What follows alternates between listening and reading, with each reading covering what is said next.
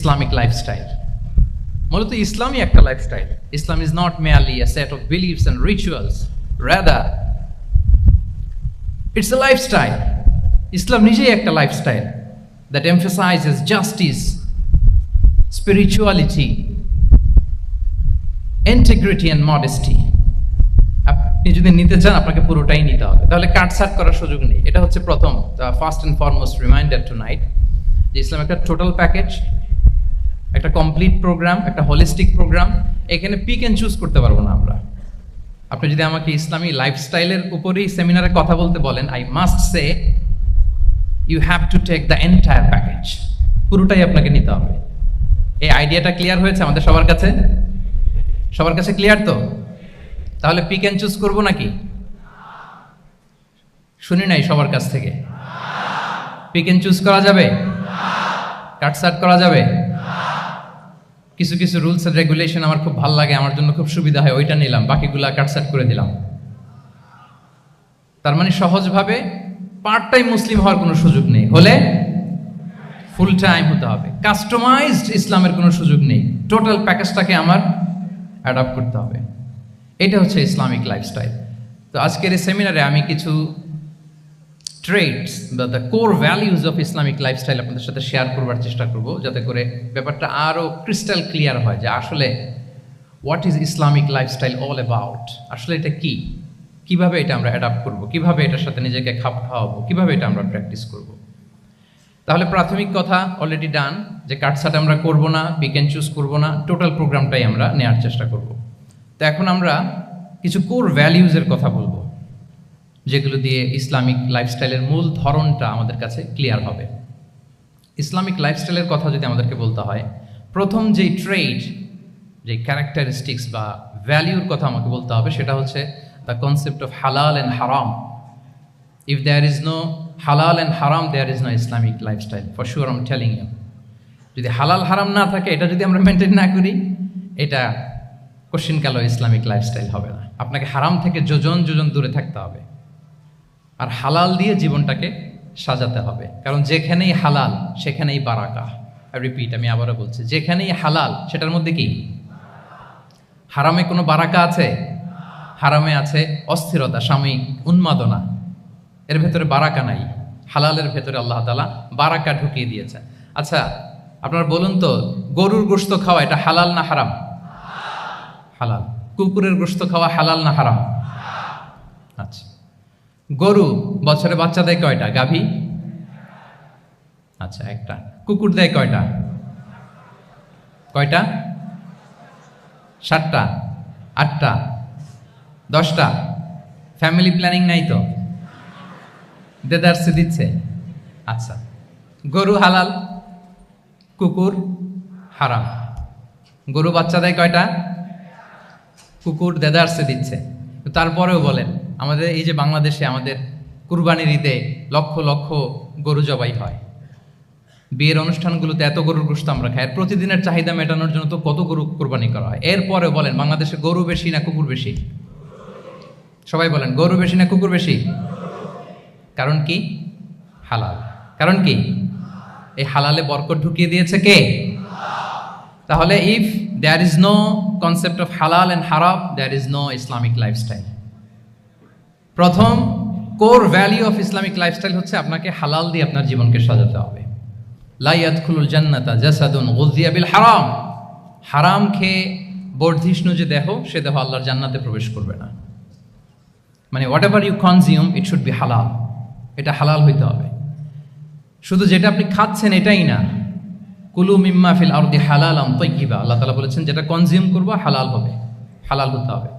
তো এটা শুধু এত ন্যারো কনসেপ্ট না, আপনার জীবনের সবটাই হালাল হতে হবে। ইউর ফুড শুড বি হালাল, ইউর ড্রিঙ্ক শুড বি হালাল, ইউর ইনকাম শুড বি হালাল, ইউর ফ্যাশন শুড বি হালাল, ইউর এন্টারটেইনমেন্ট শুড বি হালাল। সব কিছু হালাল হইতে হবে। আমরা অনেকে যে ভুলটা করি, আমরা খাওয়ার ক্ষেত্রে শুধু হালাল খুঁজি, এরকম অনেকে করে, কিন্তু অন্যান্য ক্ষেত্রে হালাল হারামের বাজ বিছান নাই। আমি একটা উদাহরণ প্রায়ই দেই, দেখবেন যে আমাদের বাংলাদেশের সরকারি অফিসগুলোতে তো ঘুষ চলে নাকি? আল্লাহ ঘুষ থেকে এই জাতিকে তুমি হেফাজত করো। আচ্ছা, দেখবেন যে আমাদের বিভিন্ন সরকারি অফিসগুলোর মুসলিম কর্মকর্তারা তারা ওয়াইন খায় না। আমি দেখেছি থাইল্যান্ডে গিয়েছে, চায়না গিয়েছে অফিসের কাজে, ওখানে হালাল রেস্টুরেন্টগুলো খোঁজে, কারণ মুসলিম তার হালাল খাইতে হবে। তো সে ওয়াইন খায় না, পর্ক খায় না, কারণ ইসলামে এটা হারাম। আবার অনেক হিন্দু কর্মচারী সে আবার গরুর গোশত খায় না, কারণ কি তার ধর্মে ওইটা হারাম। কিন্তু এই মুসলিম কর্মচারী, হিন্দু কর্মচারী দুইজনের নির্বিশেষে মাশাআল্লাহ ঘুষ খায়। এরকম হয় না? দেখেন, মুসলিম ওয়াইন খায় না, পর্ক খায় না, তার ধর্মে হারাম। আমার হিন্দু ভাই গরুর গোশ খায় না, এটা তার ধর্মে হারাম। কিন্তু ঘুষ আবার দুই ধর্মে হালাল নাকি? হ্যাঁ, হালাল। তার মানে ওই যে pick and choose, you got the point, right? Pick and choose করেছে যে আমার ধর্মের এই এই নিয়ম আমি মানব, কারণ এটা আমার জন্য খুব ফ্লেক্সিবল, এটা খুব ভালো লাগে। কিন্তু যেটা কঠিন হয়ে যাচ্ছে, যেটা তার বিরুদ্ধে দাঁড়াচ্ছে, ওইটা সে মানে না। তাহলে পিক এন্ড চুজ করার কোনো সুযোগ। আমরা আমাদের গোটা জীবনকে হালাল দিয়ে সাজাইতে হবে, তাহলে your lifestyle will be Islamic lifestyle. এই কথাটা কি বুঝতে পেরেছেন? তাহলে ইউর ফুড শুড বি হালাল, ইউর ড্রিঙ্ক শুড বি হালাল, ইউর ফ্যাশন শুড বি হালাল, ইউর ইনকাম শুড বি হালাল, ইউর এন্টারটেনমেন্ট শুড বি হালাল, even your relationship should be হালাল। ব্যাপার কি? এটার এত আওয়াজ বেড়ে গেল।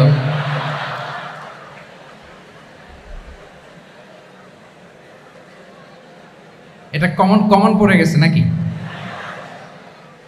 আচ্ছা বলেন, হালাল রিলেশনশিপ কোনটা বলেন? এই তো আসল জায়গায় হাত দিছি বোধহয়। আমাদের শিক্ষার্থী বন্ধুদের মধ্যে বিবাহিত আছি আমরা? হ্যাঁ, কারা কারা আছি দেখি তো।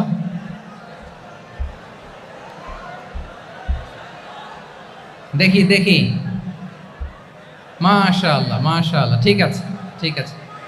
আমাদের বোনরা উপরে আছেন, মাশাআল্লাহ, অনেকে হাত তুলেছেন, আলহামদুলিল্লাহ। এই তো আমাদের যারা হাত তুলছেন তাদের জন্য একটা তাকবীর দেই আমরা, আল্লাহু আকবার। এই যে আপনারাই বলেছেন, আমার কোনো লিগ্যাল অপিনিয়ন দেওয়ার প্রয়োজন হচ্ছে না, যে হালাল রিলেশনশিপ হচ্ছে বিয়ে। তাহলে বিয়ের বাইরে যদি আমার কোনো রিলেশনশিপ থাকে, হালাল না হারাম? ফতোয়া দিচ্ছে কে? আমি? আপনারাই দিচ্ছেন। বলেন, বিবাহ পরবর্তী কোনো যদি এক্সট্রা ম্যারিটাল রিলেশনশিপ থাকে, এটা ইসলামে হালাল না হারাম? তাইলে pre marriage relationship, after marriage relationship, এটা শরীয়তে হারাম। তো এই হারাম যদি আমি এই হারামের সাথে যদি নিজেকে জুড়ে দেই, তাহলে আমার লাইফস্টাইল এটা ইসলামিক লাইফস্টাইল হতে পারে না। আমরা বিয়ের মতো পবিত্র বন্ধনের মধ্য দিয়ে আমরা আমাদের দাম্পত্য জীবনকে উপভোগ করব। আল্লাহ তৌফিক দান করুক।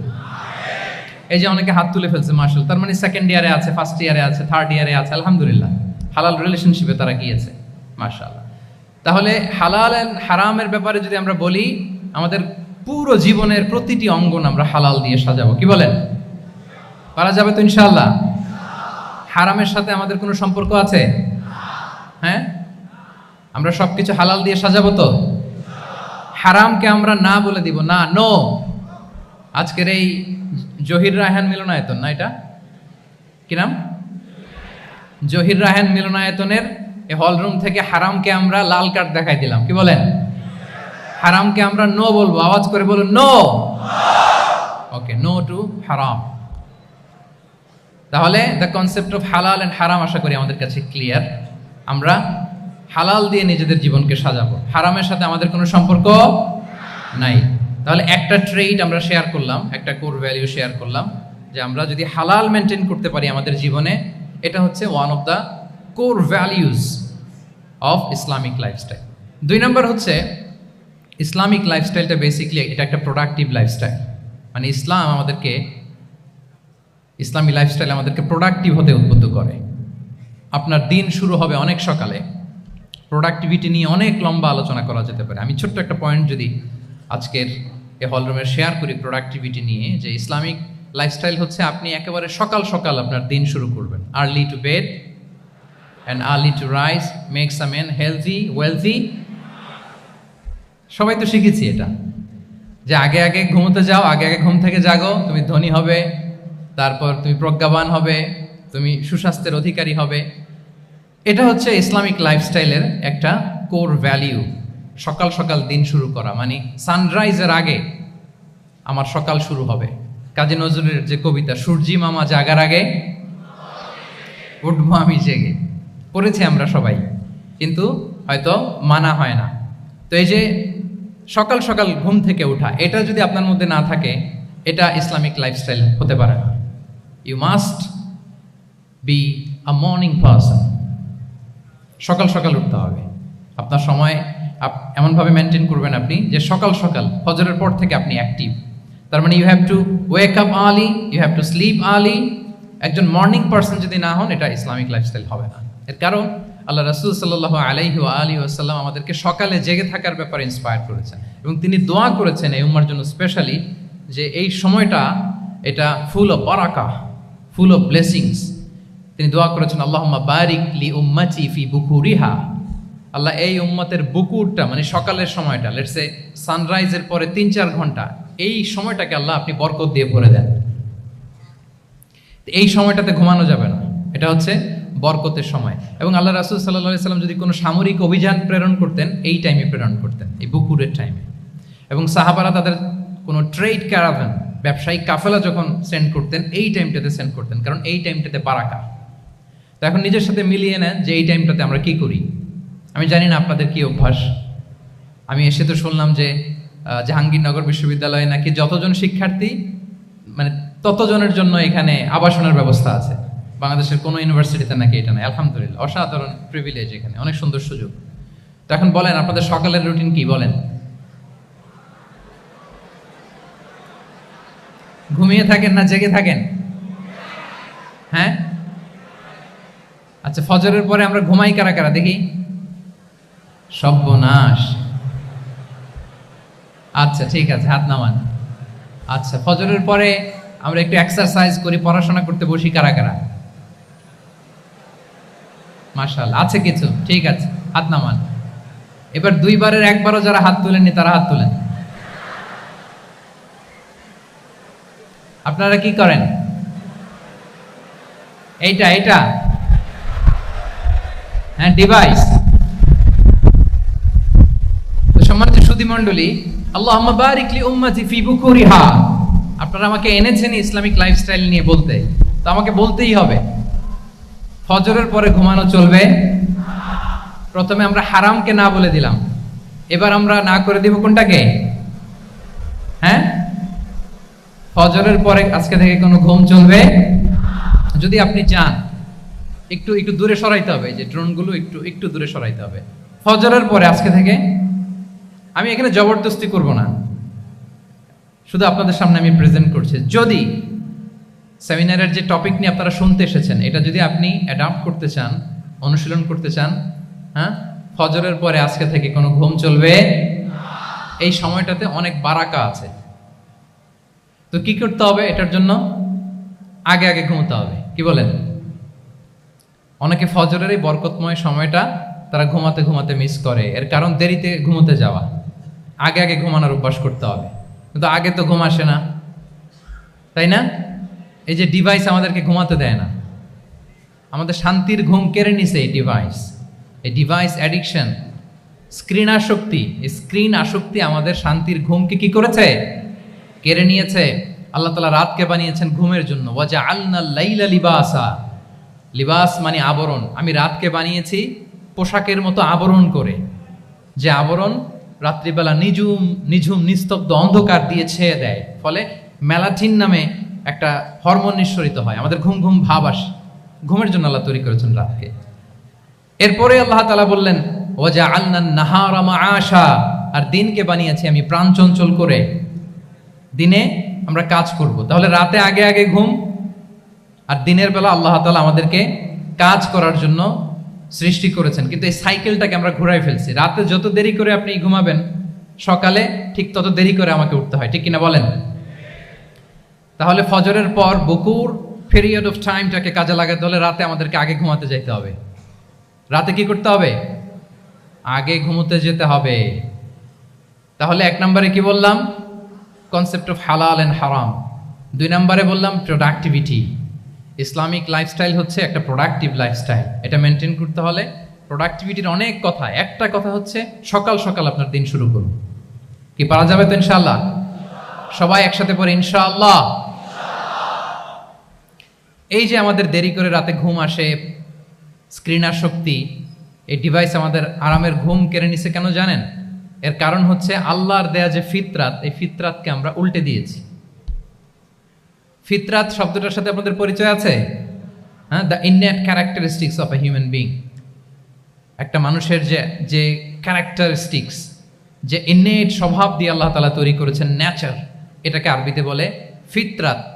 এই ফিতরাতের বিরুদ্ধে কিছু করা যাবে না। ইসলামিক লাইফস্টাইল হচ্ছে ফিতরা বেসড লাইফস্টাইল। ফিতরাতাল্লাহিল্লাতী ফাতারান নাস আলাইহা লা তাবদীলা লিখালকিল্লাহ। আল্লাহর প্রকৃতির অনুসরণ করো, যে প্রকৃতি দিয়ে তিনি মানুষকে সৃষ্টি করেছেন। আর আল্লাহর সৃষ্টি কাঠামোর মধ্যে কোনো পরিবর্তন, কোনো বিকৃতি নেই। সুবহানাল্লাহ বিহামদি। তা আমরা এই ফিতরাতকে চেঞ্জ করে দেওয়ার কারণে এই ঝামেলা। আমরা সবাই এই ফিতরাতের উপর জন্মেছি। কুল্লু মাউলুদিন ইউলাদু আলাল ফিতরা ফাআবাওয়াহু ইউহাউবিদানি আও ইউনাসসিরানি আও ইউমাজ্জিসানি। প্রতিটি নিউ বর্ন বেবি তারা ফিতরাতের উপর জন্মায়, মানে নবজাতক সন্তান ইসলামের উপর জন্মায়। কিন্তু বাবা মা তাকে হয় ইহুদি বানায়, নাসারা বানায় বা অগ্নি উপাসক বানায়। তাহলে এই যে ফিতরাত, আল্লাহর দেয়া ফিতরাতকে যখন আমরা চেঞ্জ করেছি, আমাদের জীবন থেকে বারাকা উঠে গিয়েছে। ফিতরাতকে যদি আরো সহজ করে আমি আপনাদেরকে বুঝাই, তাহলে ফিতরাত হচ্ছে যা কিছু স্বাভাবিক, যা কিছু কল্যাণকর, যা কিছু ভালো, তাই ফিতরাত। আই রিপিট, সুপ্রিয় শিক্ষার্থী বন্ধুরা, ফিতরাত হচ্ছে যা কিছু স্বাভাবিক, যা কিছু ভালো, যা কিছু কল্যাণকর, তাই কি? তাই ফিতরাত। এই যে এখন আরবি কোন মাস চলছে বলেন তো? রজব। এই রজব মাসের ২৬ তারিখ দিবাগত রাত্রে আল্লাহ রাসূল সাল্লাল্লাহু আলাইহি ওয়াসাল্লাম ঊর্ধ্ব জগতের একটা ভিজিটে গিয়েছিলেন। আমরা জানি না সবাই? হ্যাঁ, ইসরা মেরাজের কথা আমরা জানি। সো এই মেরাজ রজনীতে আল্লাহ রাসূল সাল্লাল্লাহু আলাইহি ওয়া আলিহি ওয়াসাল্লাম ফিতরাত, মানে what is the essence of ফিতরা, এটা বোঝানোর জন্য এই হাদিসটা আমি শেয়ার করছি। মেরাজে যখন গেলেন, জিবরিল আলাইহিস সালাম ওনাকে 2টা পেয়ালা দিলেন। তিনি বললেন, উচিতু বি ইনাআইন, আমাকে 2টি পেয়ালা দেয়া হলো। ফি আহাদিহিমা লাবান ওয়া ফিল আখারি খামর। এক পেয়ালায় ছিল দুধ, আরেক পেয়ালায় ছিল মদ। ফা আখাযতুল লাবান ওয়া শারিবতু। যখন 2টা অপশন দেয়া হলো, 2টা পেয়ালা, আমি দুধের পেয়ালাটা নিলাম এবং সেটা পান করলাম। তখন জিবরিল আলাইহিস সালাম বললেন, আসাবতাল ফিতরা, মানে you are guided to the ফিতরা, আপনি সঠিকটাই নিয়েছেন। যেটা ফিতরা, যেটা নেওয়া উচিত, আপনি ওইটাই নিয়েছেন। তাহলে এখন আরো সহজ হবে। যদি 2টা পেয়ালা দেয়া হয়, একটা মদের পেয়ালা আর একটা দুধের পেয়ালা, তো আমরা নিব কোনটা বলেন? হ্যাঁ, তাইলেই ফিতরা হবে। তাহলে কি হবে? তাহলে যেটা স্বাভাবিক, যেটা কল্যাণকর, যেটা আমাদের জন্য ভালো, সেটা হচ্ছে ফিতরাত। তাহলে মদের পেয়ালা, দুধের পেয়ালা, কোনটা নিব? সবাই নিব তো নাকি? আমাদের রুচির যে দুর্ভিক্ষ চলতেছে, অনেকে মদের পেয়ালাই নিয়ে নিবে। কি বলেন? আছে না একদল, তারা কি করে? ওইটা চুজ করে ফেলবে। এবার বলেন, আমরা কোন পেয়ালা নিব, মদের না দুধের? আমাদের ঐতিহ্য, আমাদের রুচি, আমাদের মূল্যবোধকে ধ্বংসের যত আয়োজন দরকার, সব সেটআপ চারদিকে আছে। আল্লাহর ফিতরাতকে ধ্বংস করে দেওয়ার শয়তানি সব আয়োজন আমাদের চারিদিকে। বাট আপনাকে রাইট থিংটা চুজ করতে হবে। তাহলে রাসূল সাল্লাল্লাহু আলাইহি ওয়াসাল্লামকে দুধ দেয়া হলো, মদ দেয়া হলো, তিনি নিলেন দুধের পেয়ালা। তাহলে এটা হচ্ছে ফিতরাত। এটা কি? ফিতরাত। এভাবে সব কিছু চেঞ্জ করে দেওয়া হয়েছে। সব কিছু, আমাদের লাইফস্টাইল চেঞ্জ করে দেওয়া হয়েছে, আমাদের ফুড হ্যাবিট চেঞ্জ করে দেওয়া হয়েছে, আমাদের খাদ্যাভ্যাসের মধ্যে পরিবর্তন। দেখবেন যে এখন আমরা যা খাই, আগে কিন্তু এটা খাইতাম না। এখন আমরা প্রসেসড ফুড খাই, হ্যাঁ, ফাস্ট ফুড খাই, জেনেটিক্যালি মডিফাইড যে ফুডগুলো আমরা খাই, এরপরে ল্যাব মিট, কত যে ভয়ঙ্কর। আপনারা জেনে থাকবার কথা যে ল্যাবে তৈরি মাংস দেখেছেন নাকি আপনারা? প্রাকৃতিক মাংসের কোনো ছিটে ফোটা নেই, কিন্তু এটা গরুর মাংস হয়ে গেছে, ওইটা মানুষ খাচ্ছে। মানে আমাদের লাইফস্টাইলও করাপ্টেড, আমাদের ফুড হ্যাবিটও করাপ্টেড, আমাদের স্লিপিং সাইকেলটা করাপ্টেড, সব কিছু করাপ্ট করে দেওয়া হচ্ছে। এবং এটার প্রভাব পড়েছে আমাদের শিশুদের মধ্যেও। দেখবেন যে শিশুরা সবজি খেতে চায় না। আমার তো 2 মেয়ে আছে, আমি তো দেখি বাসায়, বা অনেকের কমপ্লেনগুলো আমরা শুনি। আমাদের এখনকার বাচ্চাদেরকে ভেজিটেবলস দিলে খায় না, মাছ দিলে খায় না, অর্গানিক ভালো ভালো খাবার দিলে শাকসবজি খায় না। কি খাবে জানেন? সচেস খায়, সচেস। হট ডগ খায়। হ্যাঁ, ওই যে আপনি অর্ডার দিয়ে বার্গার এনে দিবেন, পিৎজা এনে দিবেন, ওইটা খাবে। তারপর ইনস্ট্যান্ট নুডলস খাবে, স্যুপ খাবে, ফ্রোজেন যত মিল আছে এগুলো খাবে, টিনজাত খাবার যেগুলো দীর্ঘদিন সংরক্ষণ করে রাখা হয়। তো বলেন, আজ থেকে 30 বছর আগে আমাদের বড়রা কিংবা আমাদের শিশুরা, আমরা কেউ কি এই খাবার খেয়েছি? বলেন তো, আওয়াজ করেন, খেয়েছি কেউ? Entire system. কেন আমরা ইসলামিক লাইফস্টাইল নিয়ে কথা বলছি এখন? কারণ আমাদের পুরো সিস্টেমটাই, আমাদের পুরো ফিতরাতটাই ওরা চেঞ্জ করে দিয়েছে। তারপর ডিভাইস ছাড়া বাচ্চারা খেতে চায় না, কার্টুন দেখে দেখে খাওয়াতে হয় ওদের। কি বলেন? আচ্ছা বলেন তো, আজ থেকে 30 বছর পেছনে ব্যাক টু দ্য হিস্ট্রিতে যদি আমরা যাই, 70-এর দশকে, 80-র দশকে বাংলাদেশের কোনো একটা গ্রামের কথা, একটা পল্লীর কথা আপনি একটু চিন্তা করেন তো। রাত 8টার দিকে, 9টার দিকে আপনি ওই গ্রামের কাউকে খুঁজে পাবেন? 70-এর দশকে, 80-র দশকে একটা গ্রামের, একটা গ্রামীণ একটা পরিবেশের কথা যদি চিন্তা করেন, রাত 8টায় সবার কি অবস্থা বলেন তো? আপনি তো ঘুম খুঁজে পান না, আপনার তো ইনসমনিয়া। আমাদের এখন ট্যাবলেট খাওয়া লাগে না ঘুমের জন্য? আমাদের তো ইনসমনিয়া হয়ে গেছে এখন। কিন্তু আজ থেকে বেশি দূরে না, 30 বছর আগের একটা গ্রামীণ পরিবেশের রাত 8টার পরিবেশ হচ্ছে সবাই ঘুম। আমরা তারও 2 বা 3 ঘন্টা পরে ডিনার করব, কিন্তু ওনাদের মাগরিবের আগে বা পরে ডিনার করে ফেলছে, এশার নামাজ পড়েই কি 1-2 জন না, পুরো গ্রাম জামাতে ঘুম। পুরো গ্রাম জামাতের সাথে ঘুম। তো যে লোকটা 8টার দিকে ঘুমালো, উঠবে কখন বলেন? রাত 3টার পর ওর ঘুম আসবে? আর হ্যাঁ, ঘুমেরও তো একটা লজ্জা শরমের ব্যাপার আছে। আর কত থাকবে এখানে? কি বলেন? আপনি তো ঘুমাতে যান রাত 2টায়। আর আজ থেকে 30 বছর আগে আমার বাংলাদেশের একটা গ্রামীণ পরিবেশে রাত 8টার দিকে সবাই ঘুম। আমরা এখন যেই টাইমটাতে ঘুমোতে যাই, ওই সময় ওনাদের অর্ধেক ঘুম শেষ। ফজরের নামাজ পড়ে আমাদের বাপ চাচারা কি করতো? হ্যাঁ, একটু ব্যাক টু দ্য হিস্ট্রিতে তাকান না। ফজরের নামাজ পড়ে এক বল পান্তা ভাত খাইতো।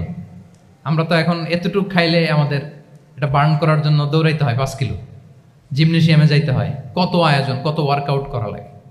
এক বল কাঁচামরিচ দিয়ে, পোড়ামরিচ দিয়ে ভাত খেয়ে চলে যাইতো ফসল খেতে। দুপুরে আবার এক বল, খাইতে বসলেই এক বল। আমরা সারা মাসে খেতে পারি না এক বল। আচ্ছা, কি খেত? খাওয়ার আইটেমটা দেখেন তো। কোনো ফরমালিন আছে? কথা বলেন। কোনো মেডিসিন ছিল না, একেবারে ফ্রেশ, হ্যাঁ, পিওর অর্গানিক। নিজেদের মাঠ থেকে আনা যে ধান, ঢেকি ছাটার ধান দিয়ে ভাত খেত। বাড়ির পুকুরের মাছ, কোনো ফরমালিন নাই। নিজের চাষ করা সবজি খেত, গোয়ালের দুধ খেত। আমরা অনেকে মনে করি যে আমাদের এই যে সায়েন্স অ্যান্ড টেকনোলজিক্যাল অ্যাডভান্সমেন্টের যুগে আমরা বোধহয় খুব সুখে আছি। আমাদের দাদা পরদাদারা বোধহয় এত সুখ করে যায় নাই। ওনারা যে সুখ করে গেছে তা আমরা চোখেও দেখিনি। আমার দাদা পরদাদারা যে সুখে লাইফ লিড করেছে তার অর্ধেকও আমরা করতে পারি না। তারাই আসলে শান্তির, সুখের, আনন্দের সময়টা তারা কাটিয়েছে। তাহলে সম্মানিত সুধীমণ্ডলী, পুরো আমি আপনাদেরকে বোঝানোর চেষ্টা করছি যে ইসলামিক লাইফস্টাইল নিয়ে why we should talk about Islamic lifestyle. কারণ পুরো সিস্টেমটাকে তারা কলাপস করেছে, করাপ্ট করেছে। ফুড হ্যাবিট, আমাদের লাইফস্টাইল, আমাদের স্লিপিং স্টাইল সব চেঞ্জ করেছে। তো এই জন্য আল্লাহর দেয়া ফিতরাতকে যেন আমরা প্রিজার্ভ করি, আমরা সচেতন হই। এখনই যদি সচেতন না হই, ডিজাস্টার আমাদের জন্য অপেক্ষা করছে। Just wait and see. তাহলে ইসলামিক লাইফস্টাইল হচ্ছে একটা ফিতরা বেসড লাইফস্টাইল। এই ফিতরাকে আমাদেরকে প্রিজার্ভ করতে হবে। তাহলে 3টা পয়েন্ট বলে ফেলছি অলরেডি, যদি আপনাদের মনে থাকে। প্রথমে কি বলেছিলাম? হালাল, হালাল দিয়ে জীবন সাজাবো। 2 নম্বরে প্রোডাক্টিভিটির জন্য কি করব? রাতে দেরি করে ঘুমাবো। তাহলে আগে আগে ঘুমাবো, ফলে আগে আগে ঘুম থেকে জেগে কাজ শুরু করব। 3 নম্বরে ফিতরা, মানে আল্লাহর দেয়া প্রাকৃতিক যে নিয়ম, মানে আলোর সাথে সাথে আমার জীবন শুরু, আলো নাই আমিও ঘুমাই পড়বো। কি বলেন? আপনি উন্নত দেশে তো তাই হয়। জাপানে আমি কয়েকবার গিয়েছি, আগে আগে ঘুমায় পড়ে। ইভেন আমেরিকাতে আমি কয়েকবার গিয়েছি, অনেক অনেক শহরে 8টার পরে সুপার শপ বন্ধ, 8টার পরে ঘুম। এরা আমরা হাঁটছি কোন দিকে? আমরা একটু নিজেদেরকে প্রশ্ন করি। তাহলে 3 নাম্বার হচ্ছে ফিতরা বেসড যে লাইফস্টাইল, এটার দিকে আমাদেরকে ফিরে আসতে হবে। 4 নাম্বার হচ্ছে মডেস্টি, শালীনতা, one of the core values of Islamic lifestyle. এই শালীনতা আমরা হারাতে বসেছি। মডেস্টি বললে অনেকে শুধু কাপড় চোপড় নিয়ে চিন্তা করে যে ছোট কাপড় বড় কাপড়। Modesty is not about only clothing but also your behaviour, your dealing, your overall character. শুধু আপনি মডেস্টি শালীনতা বললে কাপড় চোপড় নিয়ে চিন্তা করবেন না। এটা আপনার মডেস্টি ইন ইউর স্পিচ, আপনার কথার মধ্যেও শব্দ চয়নেও মডেস্টি থাকতে হবে, আপনার বিহেভিয়ারে মডেস্টি থাকতে হবে, আপনার ডিলিংসে মডেস্টি থাকতে হবে। এই শালীনতা আমরা হারাচ্ছি। তার বিপরীতে আমাদের সমাজে অশ্লীলতার প্রসার হচ্ছে, লাজুকতা হারিয়ে যাচ্ছে। লাজুকতা, লজ্জা শরম থাকা, এটা যে কত বড় নেয়ামা, যেই জাতি একবার এটা হারিয়ে ফেলে আর কোনো কিছু দিয়ে জোড়াতালি দিয়ে এটা তারা রিভাইভ করতে পারে না। এই যে ওয়েস্ট তো এখন যা যা আমাদেরকে শিখাইছে, যেটাকে আমরা স্ট্যান্ডার্ড মনে করি, আবার তারা ফিরতেছে। এই যে ডিভাইসের কথা বলছি না, আপনি অস্ট্রেলিয়ার খোঁজ খবর নেন, যারা খোঁজ নিয়েছেন তারা জানেন আন্ডার 16 কোনো বাচ্চা সোশ্যাল মিডিয়া ইউজ করতে পারে না অস্ট্রেলিয়াতে। 1 মাস অ্যাপ্লাই করে, কান্ট্রি ওয়াইড অ্যাপ্লাই করে দেখায় ফেলছে। Facebook, including Facebook, WhatsApp, Twitter, TikTok, 10টা অ্যাপস যেগুলো বাচ্চাদের মধ্যে এডিকশন নিয়ে আসে, এগুলো সব বন্ধ। জানেন এই নিউজটা? জানেন? মানে ফিরতেছে, উল্টা ফিরতেছে। এই যে শালীনতার কথা আমরা বলি, এটা হারাচ্ছে। রাসূল সাল্লাল্লাহু আলাইহি ওয়াসাল্লাম বলেন, যার শালীনতা নাই, ইযা লাম তাস্তাহি ফাসনা মা শি'তা, যখন তোমার লজ্জা শরম থাকবে না, যা মনে চায় তাই করো। শিশু মোহাম্মদ চলে গেল সেই বনু সাআদে, ছোট্ট মোহাম্মদ কাঁদে না, কাঁদে না কখনো। ক্ষুধা লাগলেও কাঁদে না, ব্যথা পেলেও কাঁদে না। কিন্তু ছোট্ট মোহাম্মদের প্রাইভেটসের জায়গা থেকে কাপড়টা যখন সরে যেত, শিশু মোহাম্মদ কেঁদে দিত। সুবহানাল্লাহ, শালীনতা। ইযা লাম তাস্তাহি ফাসনা মা শি'তা। রাসূল সাল্লাল্লাহু আলাইহি ওয়াসাল্লাম বলেছেন, যদি তোমার লজ্জা শরম না থাকে, লজ্জা শরমের মাথা যদি তুমি খাও, তুমি সব করতে পারবা, তোমাকে দিয়ে সব সম্ভব। তাহলে এই শালীনতা, এটা অনেক বড় নেয়ামা। সম্মানিত বন্ধুরা, আজকে দিনকে দিন আমাদের সমাজ থেকে শালীনতা হারিয়ে যাচ্ছে, লাজুকতা হারিয়ে যাচ্ছে। নারী পুরুষ উভয় দিক থেকে, বিশেষ করে আমাদের বোনদেরকে টার্গেট করা হয়েছে। নারীদেরকে, আমাদের বোনদেরকে, তাদেরকে প্ররোচিত করা হচ্ছে, তাদের সামনে আইডিয়া হাজির করা হচ্ছে যে নারী যত বেশি নগ্ন হতে পারে সে তত বড় সাহসী নারী। বলেন, আমাদের সমাজে পত্রপত্রিকা আপনারা দেখেন না এটা? যে নারী নিজেকে যত এক্সপোজ করবে সে তত বড় কি সাহসী নারী, এই তকমা তাকে দেয়া হচ্ছে। এটা টোটাল কমপ্লিট শয়তানের একটা মিশন। শয়তানের প্রথম মিশন হচ্ছে বনি আদমকে বিবস্ত্র করা। কি করা? আল্লাহ তাআলা আদম আলাইহিস সালাম, হাওয়া আলাইহিস সালামকে বলেছিলেন যে নিষিদ্ধ গাছ যেও না, খেও না। শয়তানের প্ররোচনায় খেয়ে ফেলেছিলেন, সাথে সাথে জান্নাতের পোশাক খুলে পড়েছে। তার মানে শয়তানের প্রথম মিশন হচ্ছে মানুষকে কি করা? নগ্ন করা। মানুষকে কি করা? নগ্ন করা। তাহলে আমাদের বোনদেরকে এমন ভাবে তাদের সামনে উপস্থাপন করা হচ্ছে, প্ররোচিত করা হচ্ছে এবং বলা হচ্ছে নগ্নতার পথে যে বেশি হাঁটে সে নাকি তত সাহসী নারী। নাউযুবিল্লাহি মিন যালিক। তাহলে এই যে মানব জাতিকে বস্ত্রহীন করা, এটা শয়তানের একটা মিশন। তার বিপরীতে ইসলাম নারীকে সম্মান দিয়েছে, সম্মান করেছে। যে ঘরে প্রথমে কন্যা জন্মায়, খায়রুকুম মান বুখিরা বিল উনসা, সে ঘরটাকে আল্লাহ তাআলা বরকতময় করে দেয়। 2 সন্তান তো 2 জান্নাতের দরজা ওপেন। 2 কন্যা সন্তান, 3 কন্যা সন্তান তো 3টা জান্নাতের দরজা ওপেন। সুবহানাল্লাহ। স্ত্রী হয়ে যখন ঘরে যাবে, যে ব্যক্তি তার স্ত্রীর কাছে সেরা, পরিবারের কাছে সেরা, সে সবার কাছে সেরা, সে আল্লাহর কাছে সেরা। সুবহানাল্লাহ। এবং কোনো মা যদি সন্তান জন্ম দিতে যে মারা যায়, কিয়ামতের দিন আল্লাহ তাআলা ওই মাকে শহীদদের কাতারে দাঁড় করাবেন। আর যদি সেফলি সন্তান ভূমিষ্ঠ হয়, আল্লাহ বলে মায়ের পায়ের নিচে ওই সন্তানের বেহেশত। সুবহানাল্লাহ। কিভাবে নারীর স্টেটাস, মর্যাদাকে ইসলাম বাড়িয়েছে। এবং এই যে ইসলাম যে নারীকে যে ভিআইপি হিসেবে কনসিডার করে, হ্যাঁ, ইসলামের দেয়া নারীর ড্রেস কোড নিয়ে আমাদের অনেকের কত কথা, কত ক্রিটিক। এটা কেন করে? কারণ Islam consider women as a queen. ইসলাম তো নারীকে রানী হিসেবে কনসিডার করে কি হিসেবে বলেন? আচ্ছা বলেন, যে কুইন হবে, যে রানী হবে, তার একটা স্পেশাল ড্রেস কোড থাকবে না? তার একটা স্পেশাল প্রোটোকল থাকবে না? রানীর সাথে কি যা মনে চায় তা করা যায়, দেখা করা যায়, তার কাছে যাওয়া যায়? আল্লাহু আকবার। কারণ ইসলাম চায় নারীদের জন্য পৃথিবীটা নিরাপদ হোক।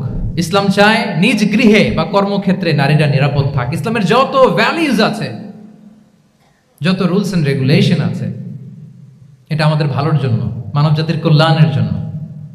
তাহলে এই অশ্লীলতা থেকে আমাদের যোজন যোজন দূরে থাকতে হবে। If you talk about Islamic lifestyle, আমাদেরকে শালীনতা, মডেস্টি ফিরিয়ে আনতে হবে। You have to maintain modesty. আমি যদি আরো ডিপে যাই, দেখেন এই যে প্রত্যেকের হাতে এক একটা করে পর্ন হাব হয়ে গেছে এখন, হয়েছে না? পর্নোগ্রাফির শয়লাভ, বিকৃত যৌনাচারের শয়লাভ এখন নতুন নামে, নতুন মোড়কে, LGBTQ নামে আমাদের সমাজে নানা মোড়কে আমাদের সামনে উপস্থাপন করা হচ্ছে। শুনেছেন না এগুলো? আপনারা নাম শুনেছেন? এই যে ট্রান্সজেন্ডারিজম, নাম শুনছেন না? নিজের দেহ কাটাকাটি করে দিব্যি পুরুষ, 4 সন্তানের বাবা, এখন হঠাৎ করে বলে যে আমি মনে মনে নারী, তো সোসাইটি যেন আমাকে নারী স্বীকৃতি দেয়। বায়োলজিক্যালি দিব্যি নারী, 3 সন্তানের মা, এখন বলে যে এখন আমি মনে মনে ভাবতেছি পুরুষ, তো আমাকে পুরুষ হিসেবে তুমি কনসিডার করো। আল্লাহর দেয়া ফিতরাত, এই যে বলছে উল্টায় ফেলতেছে, এই ফিতরাতকে ধ্বংস করার সবচেয়ে জঘন্যতম এই নতুন যেটা বাজারজাত করা হচ্ছে যে আইডিওলজি, এটা হচ্ছে ট্রান্সজেন্ডারিজম। অধিকারের মোড়কে, তাও আসতেছে কিভাবে, কিসের মোড়কে বলেন তো? রাইটসের কথা বলে, যেটা একটা রাইটস। এজন্য সম্মানিত সুধীমণ্ডলী, শালীনতার কোনো বিকল্প নেই। If you want to take care of yourself, if you want to take care of your family, your society, you have to maintain modesty. কোনো বিকল্প নেই, সাবধান হইতে হবে আমাদেরকে। তাহলে 4 নম্বরে কি? শালীনতা, মডেস্টি।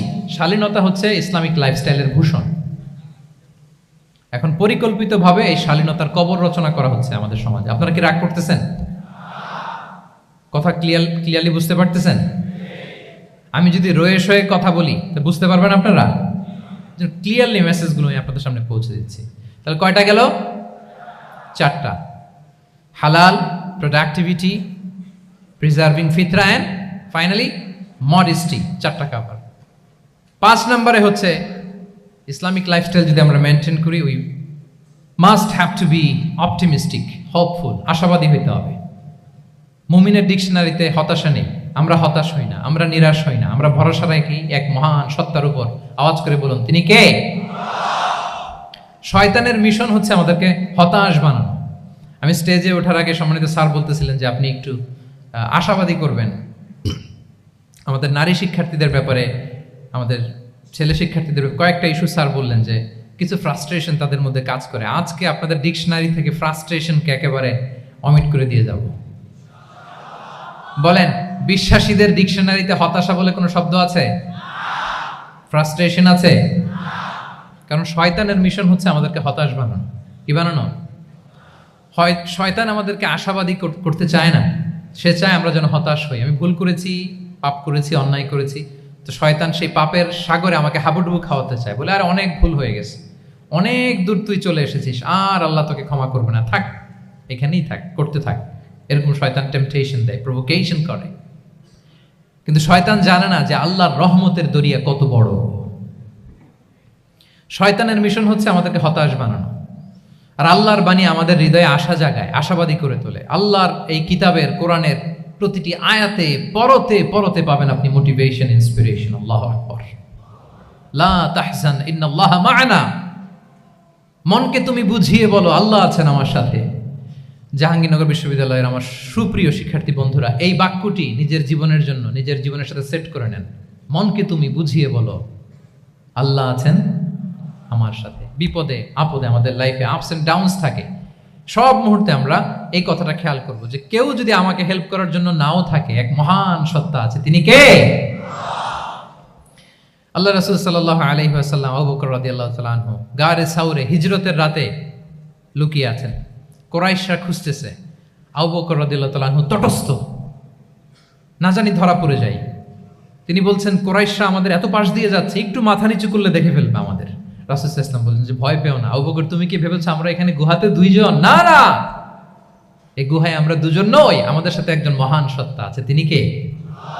আমরা তিনজন এখানে। লা তাহজান ইন্নাল্লাহা মা'ানা, ভয় পেও না, হতাশ হয়ো না, নিশ্চয় আল্লাহ আমাদের সাথে আছেন। আল্লাহ তাআলা সরাসরি কথাটাকে কোরআনে কোট করেছেন যে লা তাহজান ইন্নাল্লাহা মা'ানা। তাহলে সুপ্রিয় বন্ধুরা, এই বাক্যটা আমাদের খেয়াল রাখতে হবে যাদের মধ্যে ফ্রাস্ট্রেশন কাজ করে, যে মনকে তুমি বুঝিয়ে বলো কে আছেন আমার সাথে? আল্লাহ আছেন আমার সাথে। এরকম কোরআনের পরতে পরতে অনেক আয়াত পাবেন। লা তাইয়াসু মির রাউহিল্লাহ ইন্নাহু লা ইয়াইয়াসু মির রাউহিল্লাহি ইল্লাল কওমুল কাফিরুন। আল্লাহর রহম থেকে নিরাশ হয়ো না। কাফিররা ছাড়া কেউ আল্লাহর রহম থেকে নিরাশ হয়। আমি আপনি আমাদের জীবনে কত ভুল করেছি, কত অন্যায় করেছি, কতটাই বা পাপ করেছি। মনে রাখবেন, আমাদের পাপ যত বড় হোক, আল্লাহর রহমতের দরিয়া তার চাইতেও বড়। ইন্না মা'আল উসরি ইউসরা ফাইন্না মা'আল উসরি ইউসরা, and verily with every hardship there is an ease. প্রত্যেক কষ্টের পরেই থাকে স্বস্তি। এই বাক্যগুলো কি আপনাকে মোটিভেশন দেয় না? এই কথাগুলো কি আপনাকে চাঙ্গা করে না? আপনার জীবনে ইন্সপিরেশন হয়ে আসে না এই কথাগুলো? ওয়ালা তাহিনু ওয়ালা তাহজানু ওয়া আনতুমুল আ'লাউনা ইন কুনতুম মুমিনিন। চিন্তা করো না, হতাশ হয়ো না, তোমাদেরই বিজয় হবে যদি তোমরা মুমিন হও। আল্লাহু আকবার। তাহলে আপস এন্ড ডাউনস থাকবে, এবং মুমিন জীবনে তো হতাশা থাকবেই না। কারণ আমার জীবনে যদি কোনো কষ্টের ঘটনা ঘটে, এটার জন্য আমি রিওয়ার্ড পাবো। আমি যদি অসুস্থ হই, আমার প্রত্যেক অসুস্থতার কারণে আমার পাপ মোচন হয়। সুবহানাল্লাহ পড়েন। আপনার জ্বর হয়েছে, এই জ্বরের কারণে আল্লাহ আপনার গুনাহ মাফ করবেন। আপনি ব্যথা পেয়েছেন, অসুস্থ হয়েছেন, আল্লাহ তাআলা গুনাহ মাফ করে দিবে। তাহলে হতাশার কোনো সুযোগ আছে বলেন? না। মুমিন জীবনে হতাশার কোনো সুযোগ নেই। রাসূল সাল্লাল্লাহু আলাইহি ওয়াসাল্লাম বলেন, মা ইউসিবুল মুসলিমা মিন নাসাব ওয়ালা ওয়াসাব ওয়ালা হাম্মিন ওয়ালা হুজনিন ওয়ালা আযান ওয়ালা গাম্মিন হাত্তা শাওকাতি ইউশাকুহা ইল্লা কাফারাল্লাহু বিহা মিন খাতায়া। মুমিন জীবনে যত ব্যথা, কষ্ট, দুঃখ, এমনকি ফল পাড়তে যে গাছের কাটার খোঁচা যদি খান, রাসূল সাল্লাল্লাহু আলাইহি ওয়াসাল্লাম বলেন ওই খোঁচার ব্যথার কারণে আল্লাহ তোমার গুনাহ মাফ করে দেয়। কেউ অসুস্থ হয়ে রাসূল সাল্লাল্লাহু আলাইহি ওয়াসাল্লামের কাছে আসলে রাসূল সাল্লাল্লাহু আলাইহি ওয়াসাল্লাম কি বলতেন জানেন? কেউ জানেন? লা বাস আলাইক তুহুরুন ইনশাআল্লাহ। তিনি বলতেন, আরে don't worry about it, it will cleanse up your scenes. ভয় পেও না, আরে এই অসুস্থতা, এটার কারণে আল্লাহ তোমার গুনাহ মাফ করে দিবে।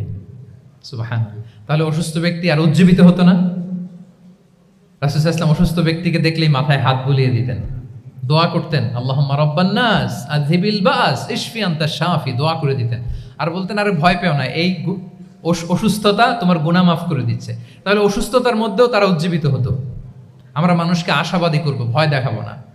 অসুস্থ মানুষকে ভিজিট করতে গেলে আপনারা কি করেন? ভয় দেখান নাকি? না, আশাবাদী করবেন। বলবেন যে আরে কি অসুস্থতা, আপনার দেখে দেখে অনেক সুস্থ লাগতেছে, বলতে পারবেন না? কিন্তু আমরা কি করি? কেউ অসুস্থ হইলে ওই অসুস্থতায় সবচেয়ে কষ্ট পেয়ে যে মারা গেছে তার হিস্ট্রি বলা শুরু করি। এরকম করে না অনেকে? ধরেন যে একজন ক্যান্সারের পেশেন্টকে দেখতে গেছেন, এইবার যে আপনার কোন খালা ক্যান্সারে কিভাবে ধুকে ধুকে মরছিল, ওই হিস্ট্রি আপনি বয়ান দিতে শুরু করছেন। বেচারা বাঁচবে? যা একটু সুস্থ ছিল ওইটাও তো অসুস্থ বানাই দিচ্ছেন। কি বলেন? তাহলে ইসলাম আমাদেরকে আশাবাদী করে। প্রিয় ভাই এবং বোনেরা, কি করে? আশাবাদী করে। আমরা যদি আমাদের কোনো প্রিয়জনকে হারাই, আমরা আশাবাদী হয়েই হারাই, কারণ তাকে আমি চিরকালের জন্য হারাচ্ছি না। আপনি আপনার আব্বাকে হারাচ্ছেন তো কি হয়েছে? বাপ হারায় তো কাঁদবে নাস্তিক। কি বলেন? নাস্তিকদের তো মরার পরে নাকি আর কিছু নাই। হ্যাঁ, দেখবেন আপনাদের সামনে সামনে অনেক কিছু বলে যে কিছু নাই, যা দেখি না, বিশ্বাস করি না। একা একা যখন মৃত্যুর পরে কি হবে চিন্তা করে ওর দম বন্ধ হয়ে আসে। ইসলাম মানুষকে আশাবাদী করে। দেখেন আমরা কত দূর দেখি, কত দূর ভাবি। আমার দাদা মারা গেছে, এটা আমার কোনো টেনশনেরই কারণ না, কারণ আমি সবসময় ভাবি আমার দাদাকে আমি ওপারে যেয়ে পাবো। আমার আব্বাকে আমি হারিয়েছি তো ওপারে পাবো। আমার বন্ধুকে আমি হারিয়েছি, কাছের বন্ধুটা যে আমার জন্য খুব ইন্সপিরেশন ছিল, সাময়িক বিচ্ছেদ এটা আমাদের জন্য, কারণ আমরা ওই জগতে বিশ্বাস করি। আল্লাহু আকবার। তাহলে হতাশা আমাদের ডিকশনারিতে আজকে থেকে রাখা যাবে। ইসলামিক লাইফস্টাইল যদি মেনটেন করতে চান, you have to be optimistic. Clear কথাটা? আচ্ছা, এরপরে গ্রেটফুলনেস, 6 নাম্বার। গ্রেটফুলনেস, আপনাকে কৃতজ্ঞ হইতে হবে, শুকরগুজার হইতে হবে। আমরা অনেকে কমপ্লেইন করি খুব বেশি, না এটা ভুল। সম্মানিত সুধীমণ্ডলী, be grateful with what you have. যা আছে এটা নিয়ে শুকরগুজার হন, আপনার জীবনটাকে আল্লাহ সুন্দর করবে। তাহলে কমপ্লেইন করবো না, আমরা শুকরগুজার হব। রাসূল সাল্লাল্লাহু আলাইহি ওয়াসাল্লাম বলেছেন, তোমার চেয়ে যে খারাপ অবস্থানে আছে তার দিকে তাকাও, যে ভালো আছে তার দিকে তাকিও না। হ্যাঁ, যে ভালো আছে তার মতো আপনি হওয়ার চেষ্টা করবেন। আপনার গোল থাকবে। I am not talking about the goals and plans, your plan and goal should be bigger and bigger. But আপনি ও খুব ধনী, ও খুব ভালো আছে এটা দেখে কষ্ট পাবেন না। কারণ আপনি খেয়াল করেন যে আপনার চেয়ে অনেক খারাপ অবস্থানে আছে অনেকে, ওর দিকে তাকালে দেখবেন যে আপনার আর খারাপ লাগতেছে না। শেখ সাদি রাহিমাহুল্লাহ, বিখ্যাত কবি, নাম শুনেছেন না? ওনার একবার পায়ে দেওয়ার মতো জুতা ছিল না। কি ছিল না? সবাই বলুন, কি ছিল না? জুতা। তো উনি একবার রাস্তা দিয়ে হাঁটতেছেন, হঠাৎ দেখেন এক লোকের 2টা পাই নাই। কি নাই? শুকরগুজার হলেন, চিৎকার করে বললেন আলহামদুলিল্লাহ, যে আল্লাহ অনেক ভালো আছি, আমার জুতা নাই এজন্য মন খারাপ, ওর তো পাই নাই। হ্যাঁ, এজন্য বেঁচে যে আছি এজন্যই আলহামদুলিল্লাহ। লা ইন শাকারতুম লা আযীদান্নাকুম ওয়া লা ইন কাফারতুম ইন্না আযাবি লাশাদীদ। আল্লাহ বলেন, যদি শুকরিয়া করো, শুকরগুজার হও, আমি আল্লাহ নিয়ামত বাড়িয়ে দেব। যদি নাশুকরি করো, জেনে রাখো আমার শাস্তি কঠিন। তাহলে বেঁচে যে আছি এজন্যই কি পড়া উচিত? জাহাঙ্গীরনগর বিশ্ববিদ্যালয় আওয়াজ করেন, বেঁচে যে আছি এজন্য কি পড়বো? আপনি যে অবস্থানে থেকে খুশি না, ভাল লাগে না আপনার, যে হায় রে আমি তো লুজার, আমার কিচ্ছু নাই, আপনার এই অবস্থানে পৌঁছাটা অনেকের জন্য স্বপ্ন। মানে যেটা পেয়ে আপনি হ্যাপি না, অতটুকু হইতে পারাটা অনেকের কি স্বপ্ন। আপনাকে যদি জিজ্ঞেস করি, ভাই কি চান, কি লাগবে বলেন, কি চান? তা আপনি বলবেন যে শেখ আমি ধনী হইতে চাই, আমার একটা ব্রাইট ক্যারিয়ার চাই।